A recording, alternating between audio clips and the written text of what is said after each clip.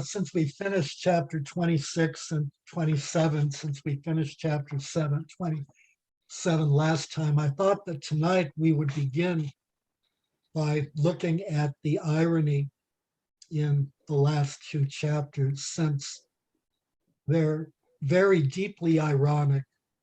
And in some form, you wouldn't really expect that gospel chapters should be filled with irony. That, that doesn't seem like a very appropriate medium or literary device in the good news of salvation. So let's begin with first, what is irony? And irony is a contrast between a reality and an appearance. So the reality, the appearance is what is understood by the participants.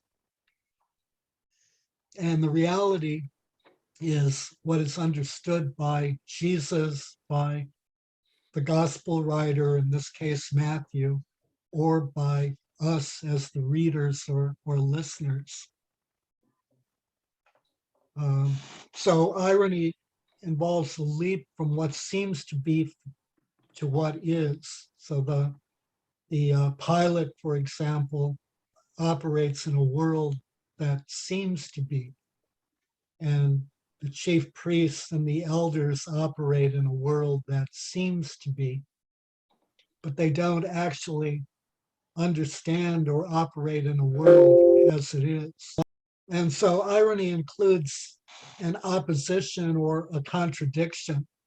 So what is said is contradicted by what is meant, or what the victim thinks is contradicted by what the observer knows or what is actually the case. And so there's an element of sort of, you can call it innocence, although that's not a very good word, of false consciousness or false assumptions that the victim is unaware of the invalidity of their own viewpoint, and unaware that some other viewpoint is actually the correct and is the correct one. So with that, can we begin to think of some instances of irony in chapters 26 and 27? Well, there's a lot of them having to do with the crucifixion. Do you want us to start at 26? Yeah, 26 is a Okay. good place to start. Very first instance of irony is in chapter 26, verse 3. Then the chief priests and the elders of the people gathered in the palace of the high priest, who was called Caiaphas, and took counsel together in order to arrest Jesus by stealth and kill him. So notice that they're taking counsel together to kill Jesus by stealth. So remember, we treated that as a case of prophetic enactment, that they were actually acting out the second psalm. Let me quickly read the second psalm.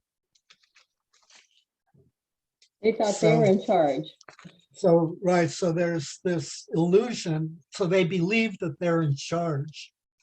They believe that they are the defenders and the safeguarders and the protectors of Judaism, that they're in charge, that they're in control, and that they're going to steer the course, right? And so Psalm 2, why do the nations conspire and the peoples plot in vain? They're conspiring. And according to the Psalm, they're plotting in vain, and they're definitely plotting. The kings of the earth set themselves, and the rulers take counsel together. They are rulers. Take counsel together against the Lord and his anointed, saying, let us burst their bonds asunder and cast their cords from us. So although they don't believe it, they're planning to kill the Son of God, which is certainly bursting their bonds asunder and casting their cords from us. He who sits in the heavens laughs. The Lord has them in derision. And then he says, now therefore, O kings, be wise, lest he be angry and you perish in the way. So they think that they have the power.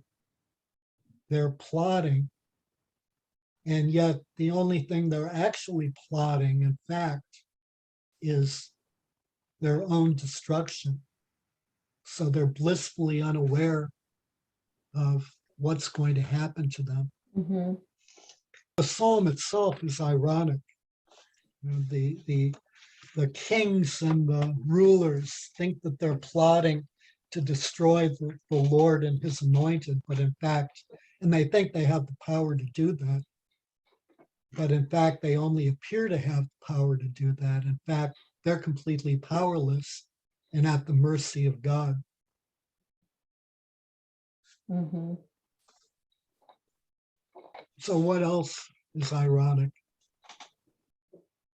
Well, they were upset that Jesus was hailed as king when he actually was the king. Right, So that would be one. right. In the mockery of Jesus, Jesus is mocked as by the Roman soldiers, remember, as king of the Jews. And he's given the mock symbols of kingship. He's given a red robe, which is a substitute for a purple robe. He's given a crown of thorns, which is a substitute for a real crown. And he's given a reed, which is a substitute for a scepter. And then he's mocked. He's mocked as the destroyer and rebuilder in 3 days of the temple. He's mocked as the Son of God, goes by the crowd, which is Jewish.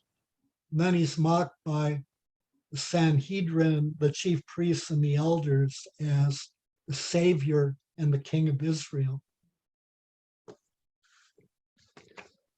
So he's mocked for all of those things.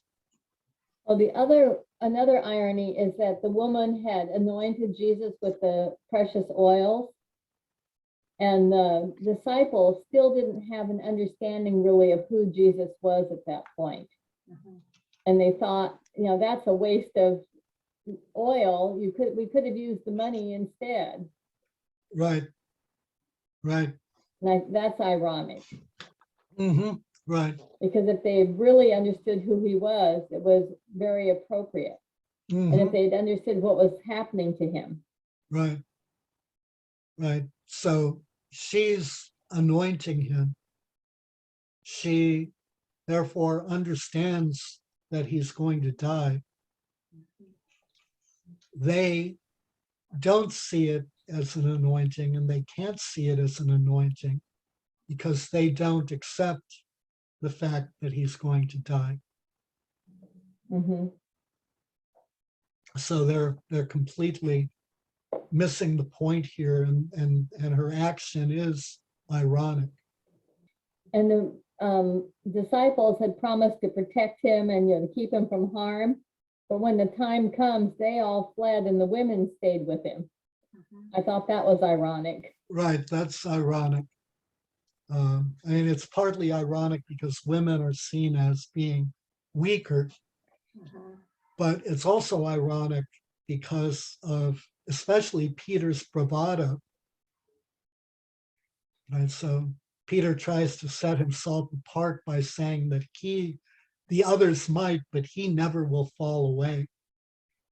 And then immediately after that, and everybody is up in arms about Jesus' prediction, prophecy, right? But immediately after that, in Gethsemane, the 4 leading disciples fall asleep. And so remember, in the Olivet Discourse, Jesus had spoken about the need to stay awake, to be awake, to be alert. Be alert. Because you don't know the day or the hour. And he says you don't know the day or the hour 3 times. He says it in chapter 26, verse 40. He says it again in verse 43.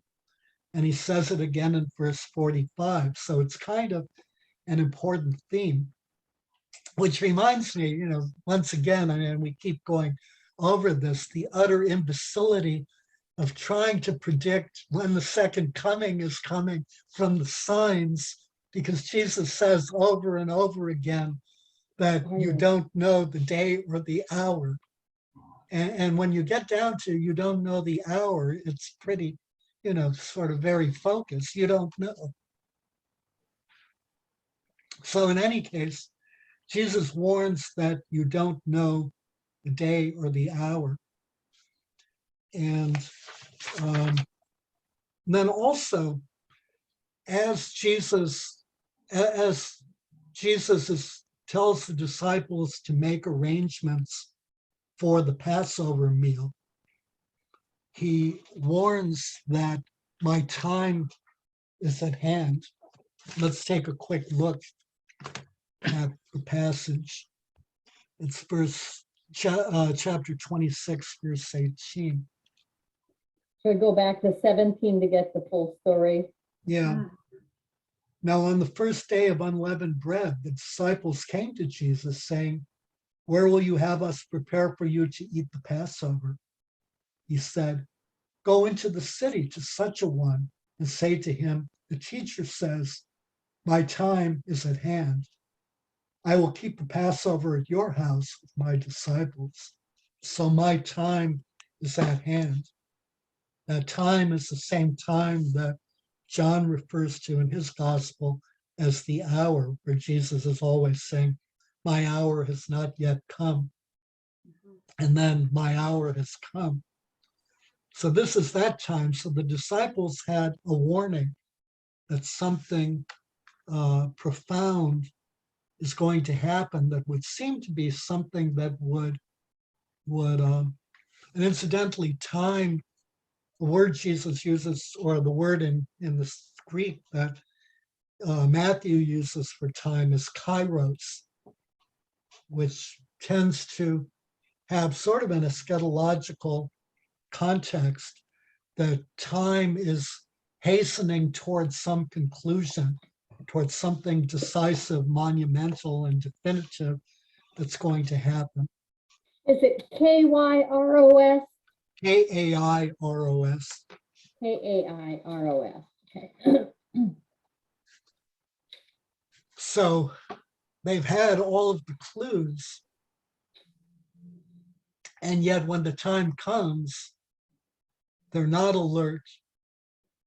They don't stay awake. They don't pay attention. They fall asleep. And then they run away, except for Peter, who is the most insistent of all and tries to distinguish himself from the other disciples by his bravery and his loyalty and his bravado. And he denies Jesus 3 times, once blasphemously. So that's very ironic. There's a complete disconnect between what the disciples think of themselves and who they are, and a complete disconnect between what is going to happen to Jesus and what the disciples think is going to happen to Jesus. And they too believe they're ultimately in control of something, when in fact they're not in control of something. They come close to being caricatures. I think in this whole scenario, anybody who thinks they're in control is ironic, acting in an ironic way, because the only one in control actually is Jesus. Right. That's true. So we can go get all those ironies down the road. Right. Yeah, that's very true. Everything here is, almost everything is completely ironic. Everybody believes that they have some power or some authority that they don't. And so that's that's sort of a powerful message here. Even Pilate's wife Remember, she tried to talk him out of having anything to do with it. Mhm. She had no power over Pilate either. Right, And right, that's true, right, right. I mean, she was insistent. I mean, she probably thought she had power. I've noticed in, arguments when Vanessa and I had arguments that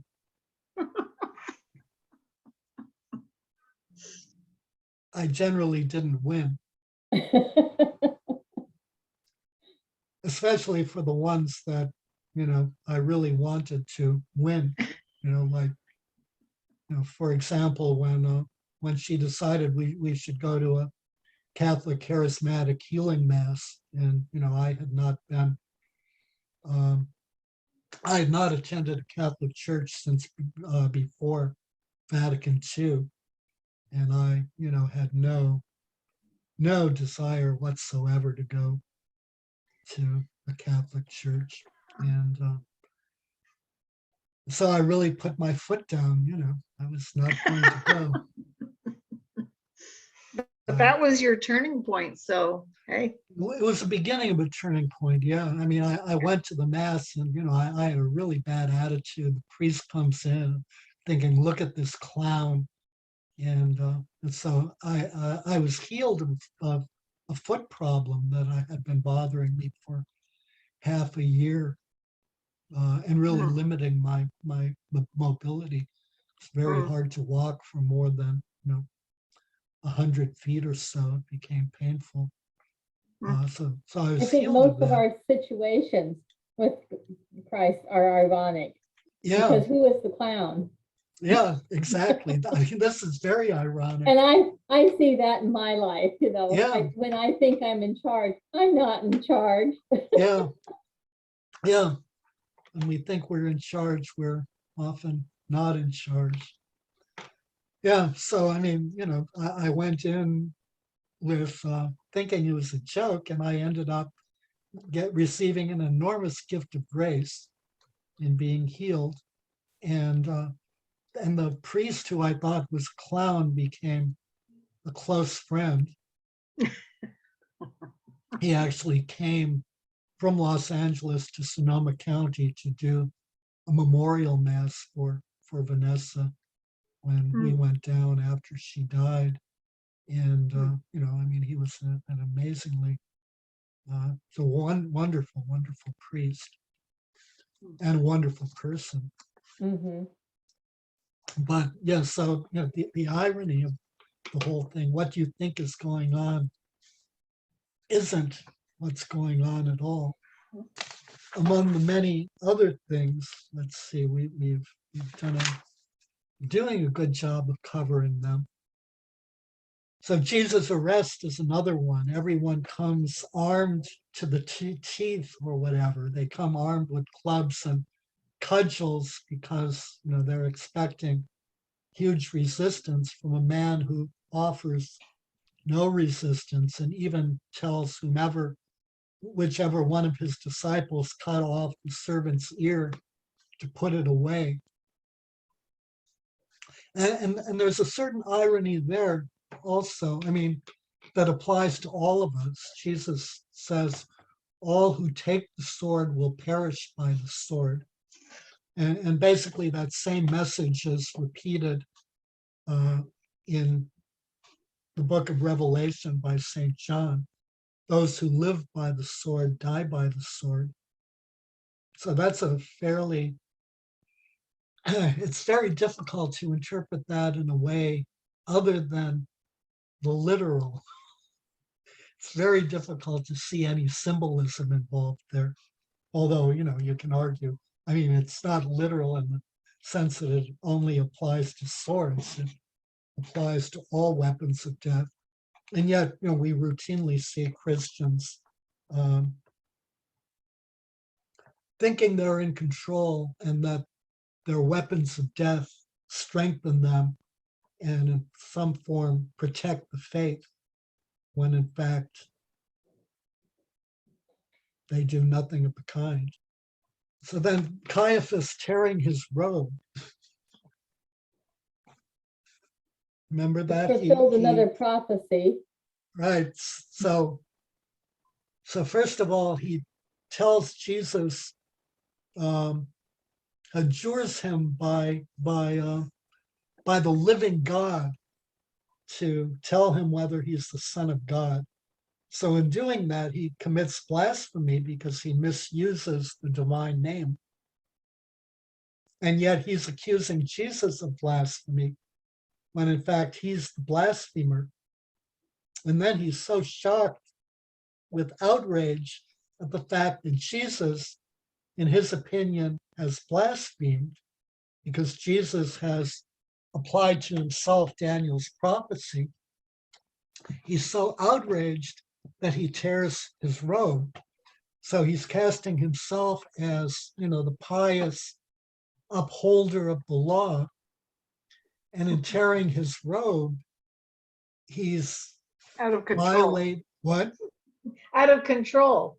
He's out of control, but he's also violating Leviticus chapter 21, verse 10, which makes it a violation of the priest to tear his robe. Mhm. So on the one hand, he's presenting himself as pious and the upholder of the law and the preventer of blasphemy, and yet he's the blasphemer and the violator of the law. That is a very common occurrence. We often depict ourselves or view ourselves as, upholding God's commandments, defending God as if God needs defense. And often what we're really doing is the very opposite. We're violating God's laws.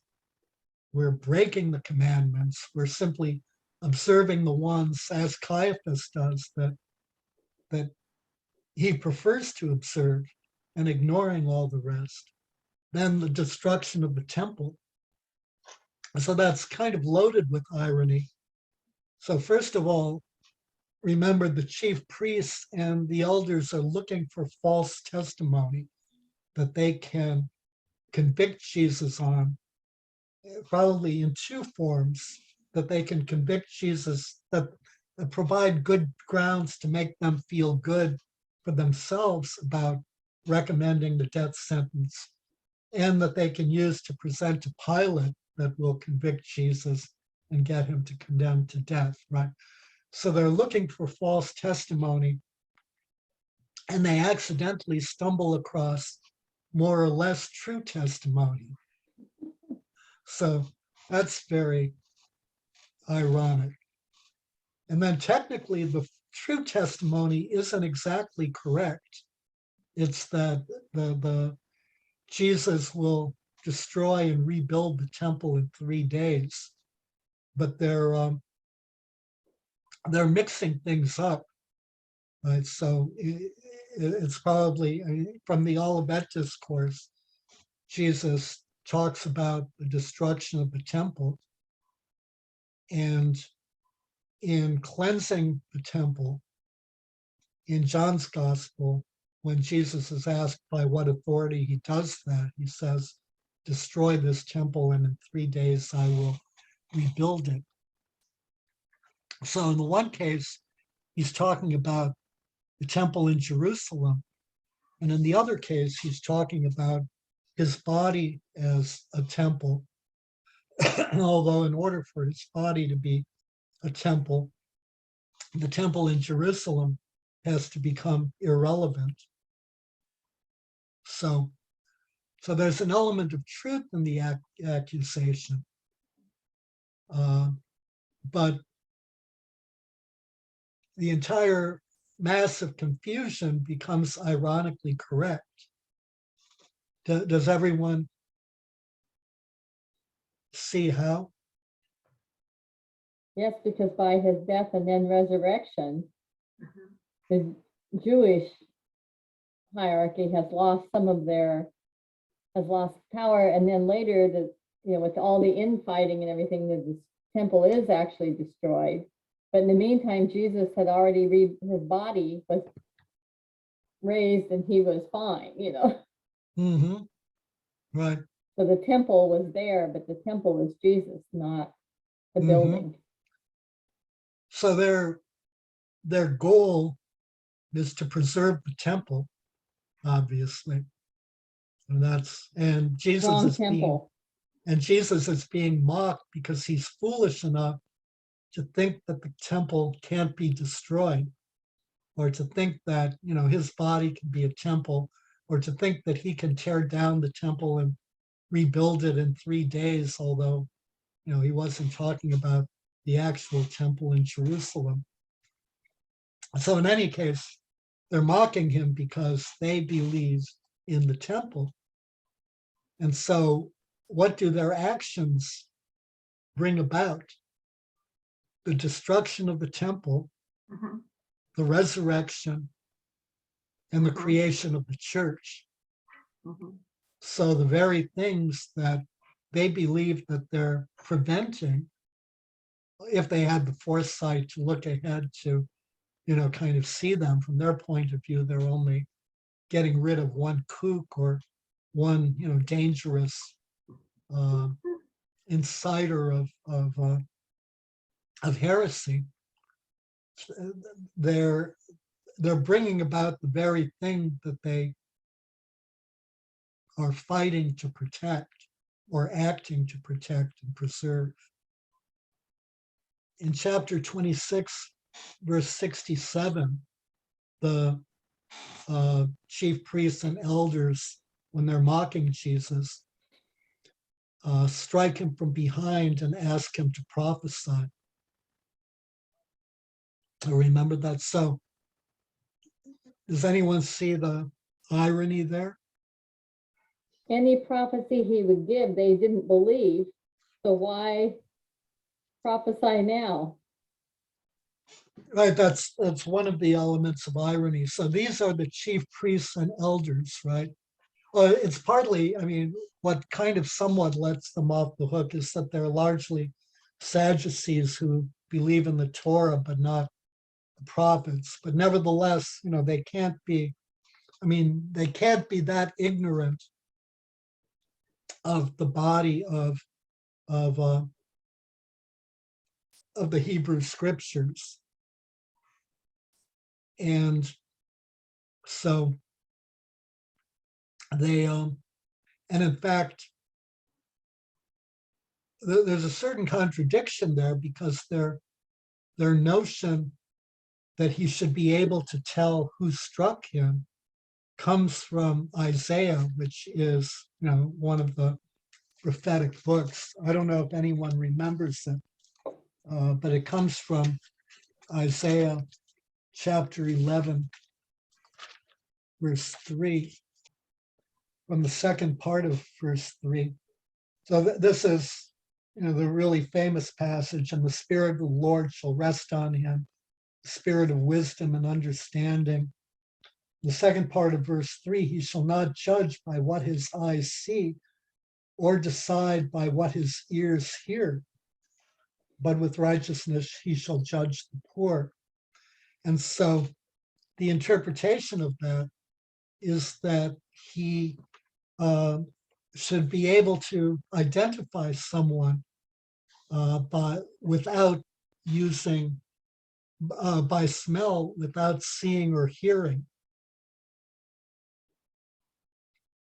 And now, if you look at it,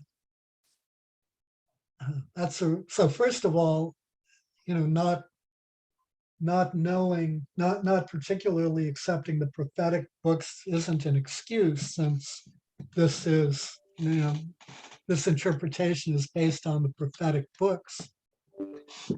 These are supposed to be, especially the elders, are supposed to be experts in the law, right? They're supposed to be knowledgeable about the law and the scriptures.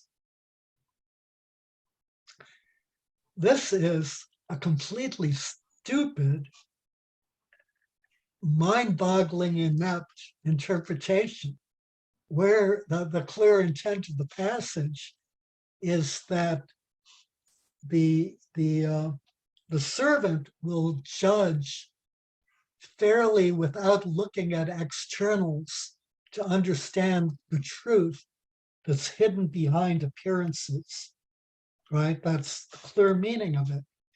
And instead, we end up with, he's going to judge by smell. That, is ridiculous. But that's what we end up with from, those who are versed in the scriptures. And unfortunately, we see that today. We see that, with evangelical fundamentalism. We see that with biblical literalism, that the Bible, which is the word of God, is reduced to a joke, is reduced to stupidity, meaninglessness. So I don't get that part. How are they supposed to judge by smell? If you're a certain ethnic group, you have a certain smell because of what you eat, or? Well, you're supposed, since you're not judging by sight or by hearing, that leaves, presumably smell and, maybe taste. It just is foolish. It's foolish, but so, the prophet and whatever, someone who professes to be the Son of God should be able to tell, who's striking him from behind, because he's a prophet and because he can smell them. But right, that's ridiculous. Okay. That's the most bizarre interpretation possible. And so in the Mishnah mentions that Bar Kochba was executed because he could not judge by smell. Bar Kochba was one of the messianic pretenders who came after Jesus, one of the people, the false messiahs that Jesus had warned about. So he was judged and executed as a false messiah, but for the wrong reasons. So since they had at least read about the servant who brings justice in Isaiah, they presumably had read about the suffering servant, but they completely ignored that. And so instead of, so they really acted out the role of the persecutors of the suffering servant, which was certainly not their intent, because the notion that Jesus was a suffering servant was unacceptable to them. So that's really rich with irony. The blood money in chapter 27, verses 7 and 8 is ironic and hypocritical. They've provided the blood money from the treasury in the first place, 30 pieces of silver to give to Judas. He's returned it, and now they can't put it back in the treasury because it's blood money. But it was blood money when they took it out of the treasury. And so to make themselves look good, they buy the potter's field as a place of burial. So they have no qualms about violating the commandment to not kill, but they do have qualms about ritual purity and putting blood money in the treasury. They're willing to shed innocent blood, but not to take responsibility for the money that they've used to pay for it. And so with it, they buy the potter's field, which makes them feel good because it's a charitable act. And so it's a potter's field. So it's been, so it's also called a field of blood, which means that it was at some point a slaughter ground. So it's ritually unclean. So they're using unclean money to buy an unclean field for burial. So what are they going to bury there? Are Killing people, I probably, guess. what, Jeff? So I guess they will bury those that they assume or presume to be unclean as well. Well, that's the question, because I mean, in that case, the only people who can be buried there are Gentiles, because Gentiles are unclean anyway. But but the problem is, how many Gentiles Will fit in there. would die in Jerusalem, without a private means of burial? So the major, in all probability, the major number of deaths occur, during the festivals, and are from Jewish pilgrims coming into the city. So the most likely thing, which makes it really ironic, is that they're going to bury Jewish people in an unclean place. So they're using unclean money to buy an unclean burial ground, to bury people who are Jewish, which is a violation of ritual purity, which they bought the field with the money to avoid it being ritually impure, to avoid putting something ritually impure in the treasury in the first place. So it's this ironic, circuitous course of reasoning in which you wonder, what are they thinking? And indeed, are they in fact capable of thinking anything at all? Maybe Because they were this is- anticipating more people to die on the cross that they could bury there. Yeah. I mean, that's also true, right? Yeah, so people who die on the cross would be buried there, would be dumped there. But then again, that's not an appropriate place of any Jewish burial. I mean, you can dump Jewish people into a potter's field, but it can't be a potter's field that's unclean. And this is an unclean field because it was a place of slaughter and bloodshed. Actually, the list is huge. Everything is ironic. So then there's Well, Jesus. that's what I was kind of coming to the conclusion. In almost every chapter, verse, you can find You it. can find irony, right? Then we discussed Jesus and Barabbas, right? In the earliest versions of Matthew, his name is Jesus Barabbas. So Bar is son of, and Abbas is God, Abba, or father rather. So his actual name is Jesus, son of the Father. And so they choose to release Jesus, who is son of the Father, who is named son of the Father, and they condemn Jesus, who is the son of the Father. So Barabbas means son of the father. Bar means born of, and Abbas means the Father. And his first name is Jesus. So we have two Jesuses, or Yeshuas, one named and one who is. So as at Jesus' time, there are people named Jesus. It's a very common name. Oh, So remember, I mean, so Joshua, as in the book of Joshua, the aide of Moses, and then the general, his name is actually Yeshua.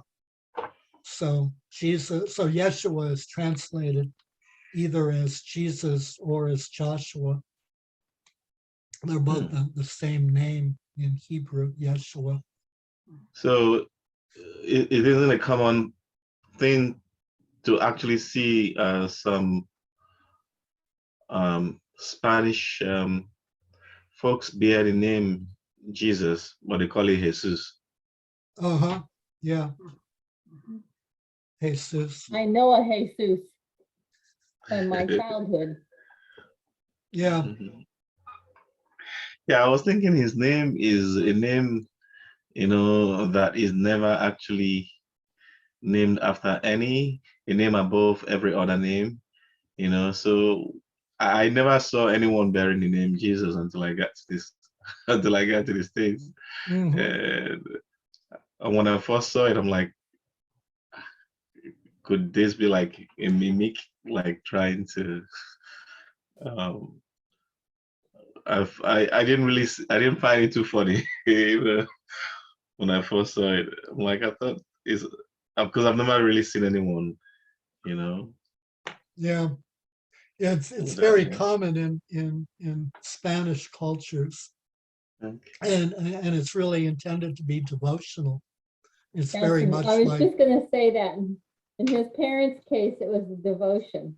yeah, I mean, it's very much like Maria, many parents naming their daughters Mary, Maria, Mary. yeah, or Maria, yeah, yeah.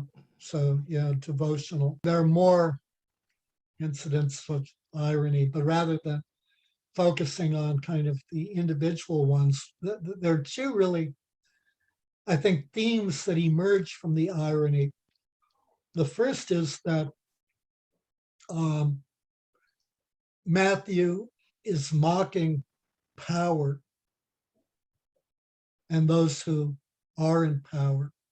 And so if we look at it more broadly, we start in terms of power, we start with Herod the Great, right? And so he finds out that there's the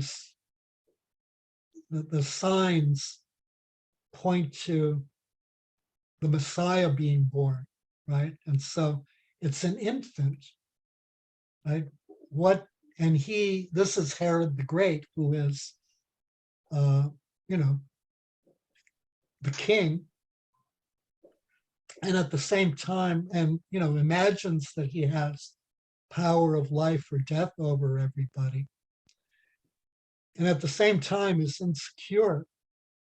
So he is hoping to wipe out an infant and, has the firstborn or the firstborn sons in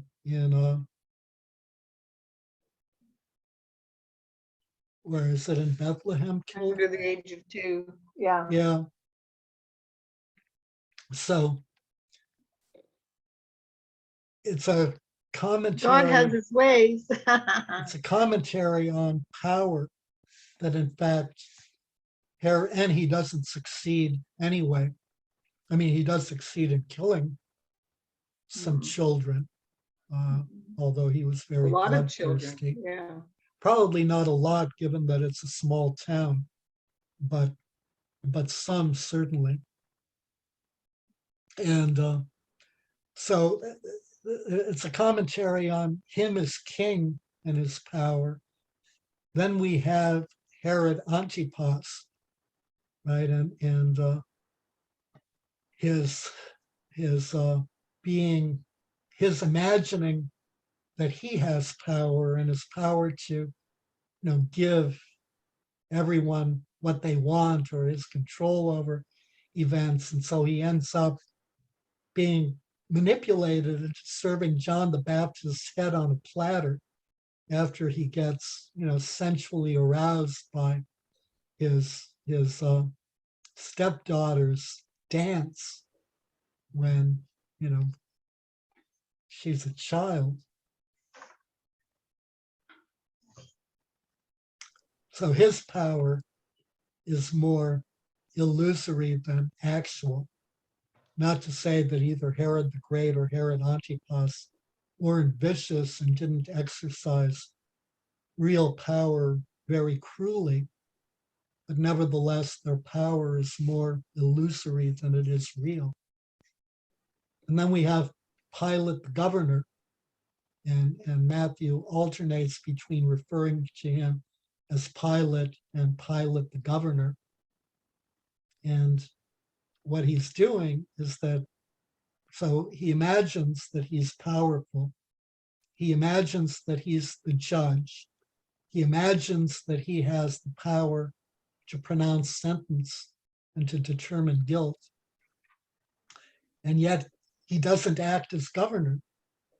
And he ends up washing his hands over a judicial proceeding in which he's the judge. And he ends up freeing either a social brigand or an outright robber, and almost certainly, whether he's one or the other, one who has committed murder. So given that his job as governor is to ensure the social order, he's not doing that. So he's doing the very opposite of the things that a governor should be doing.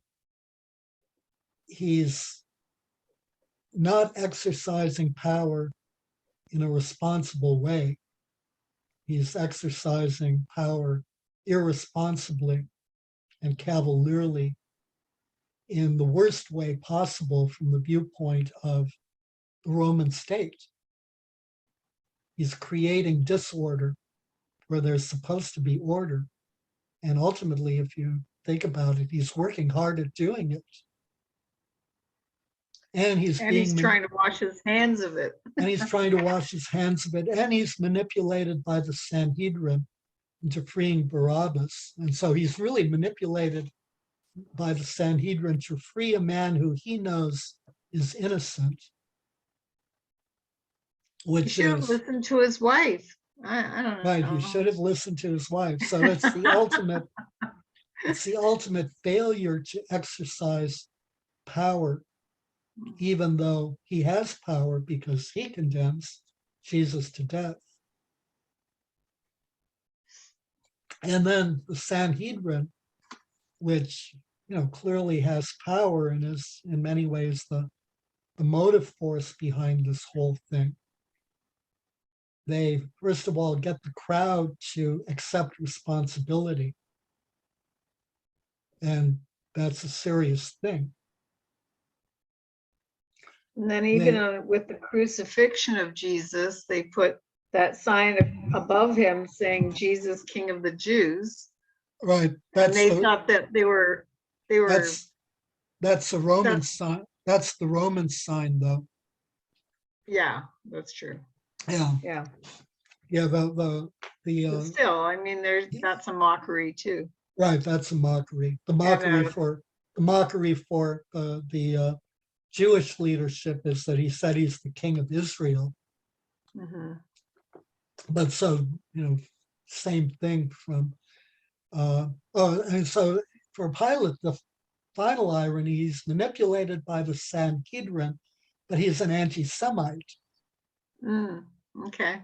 Right. So this is, a complete abrogation of power and even a complete abrogation of who he is. Pilate was a really vicious person.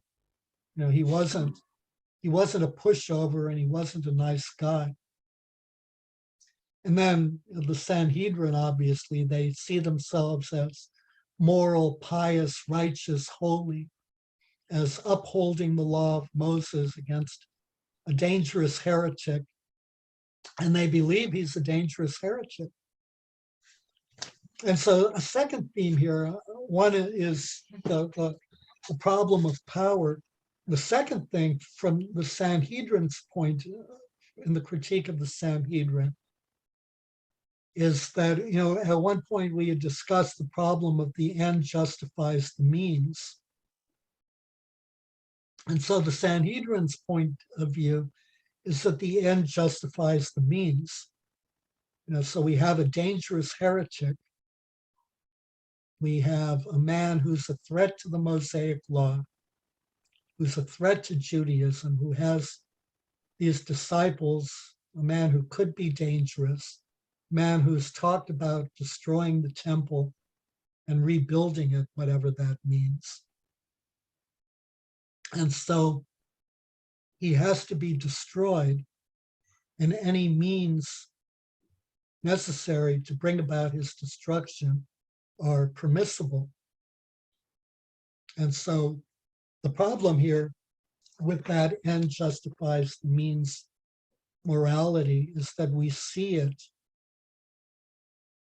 everywhere. We see it everywhere in Christianity. The end justifies the means.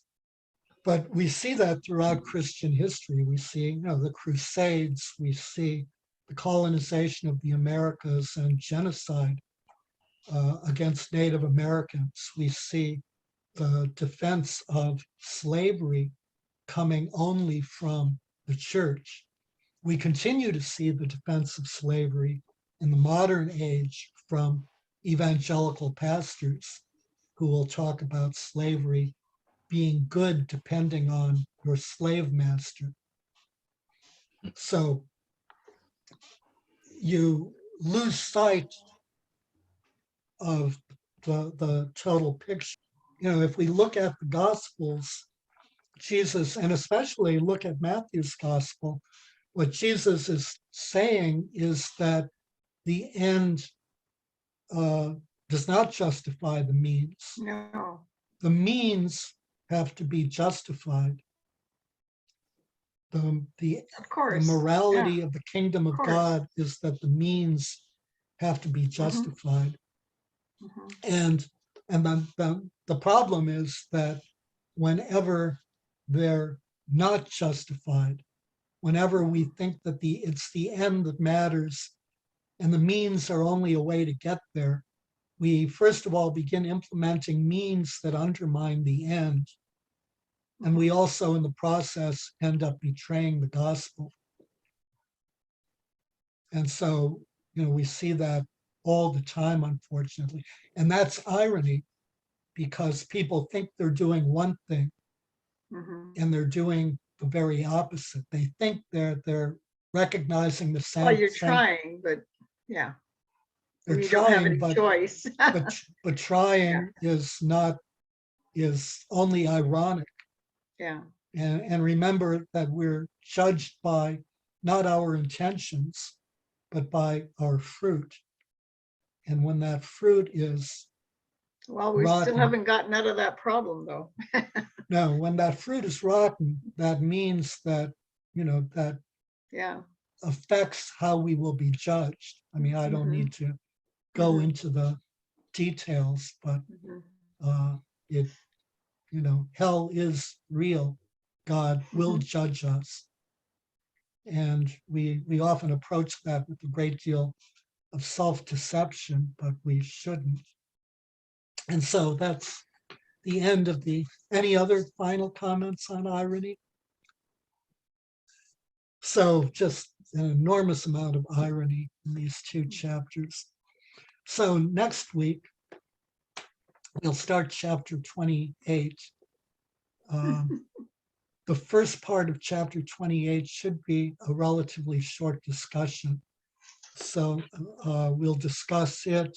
Then I also want to stop, that probably will be half of our class. And then the second half will be a discussion of how do we know that this is real?